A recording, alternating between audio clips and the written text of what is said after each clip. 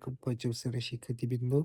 আশা করি ভালো আছো। আজকের এই ভিডিওতে আমরা জানবো তোমাদের বাংলাদেশ বিশ্ব পরিচয় বইয়ের ১৬ নম্বর অধ্যায়ের অনুশীলনীতম সমাধান। পৃষ্ঠা হচ্ছে ১৫৯। তো প্রথমে দেখতে পাচ্ছ রয়েছে শূন্যস্থান, এরপর সংক্ষিপ্ত প্রশ্ন, এরপর গ নম্বরে রয়েছে বর্ণনামূলক প্রশ্ন। চলো এগুলোর প্রত্যেকটির উত্তর আমরা দেখে আসি। তো দেখতে পাচ্ছ সঠিক শূন্যস্থান, জলোচ্ছ্বাস একটি প্রাকৃতিক দুর্যোগ। উপকূলীয় এলাকায় জলোচ্ছ্বাসে ক্ষয়ক্ষতি হয়। বাংলাদেশে বজ্রপাতজনিত মৃত্যুর সংখ্যা ক্রমশ বাড়ছে। দুর্যোগকালে স্বেচ্ছাসেবক দল বিভিন্নভাবে সহায়তা করে। এরপর সংক্ষিপ্ত প্রশ্ন, জলোচ্ছ্বাসের পূর্বে ৩টি প্রস্তুতিমূলক কাজ লিখো। এর উত্তর হচ্ছে আশ্রয়কেন্দ্রে যাওয়ার আগে টিউবওয়েলের উপরের অংশ খুলে রেখে পাইপের খোলা মুখটি পলিথিন দিয়ে বেঁধে রাখা।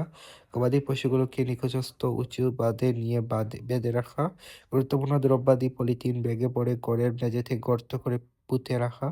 এরপর বজ্রপাতের ফলে কি ক্ষতি হয়? উত্তর হচ্ছে মানুষ ও পশুপাখি হতাহত হয়, গাছপালা পুড়ে যায়, বৈদ্যুতিক যন্ত্রপাতি নষ্ট হয়। এরপর জরুরি সেবা পেতে ৩টি সংস্থার নাম এবং যোগাযোগের নম্বর লিখো। এর উত্তর হচ্ছে জরুরি সেবা ৯৯৯, ফায়ার সার্ভিস হেল্প ডেস্ক ১৬১৬৩, সরকারি তথ্য সেবা ৩৩৩। এরপরে বর্ণনামূলক প্রশ্ন, বজ্রপাতের সময় তুমি কি কি করবে?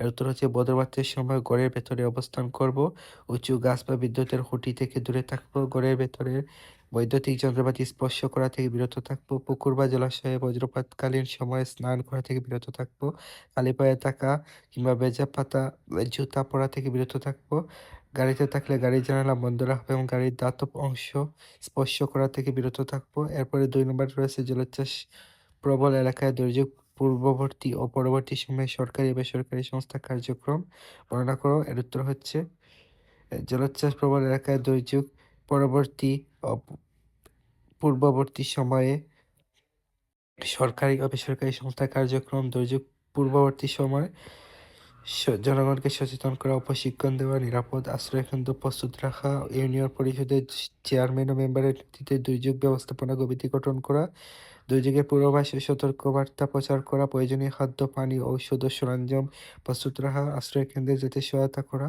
খাবার পানি ও জরুরি ত্রাণ বিতরণ করা। এরপর দুর্যোগ পরবর্তী সময়ে ক্ষতিগ্রস্তদের উদ্ধার করা, জরুরি চিকিৎসা সেবা প্রদান করা, অবকাঠামো মেরামত ও ক্ষতিগ্রস্ত ব্যক্তিদের সহায়তা করা, ক্ষতিগ্রস্ত পরিবারকে পুনর্বাসন ও সহায়তা প্রদান করা, দুর্যোগ পরবর্তী খাবার, বিশুদ্ধ পানি ও ত্রাণ বিতরণ করা। আজ এই পর্যন্ত। এতক্ষণ সঙ্গে থাকার জন্য ধন্যবাদ সবাইকে।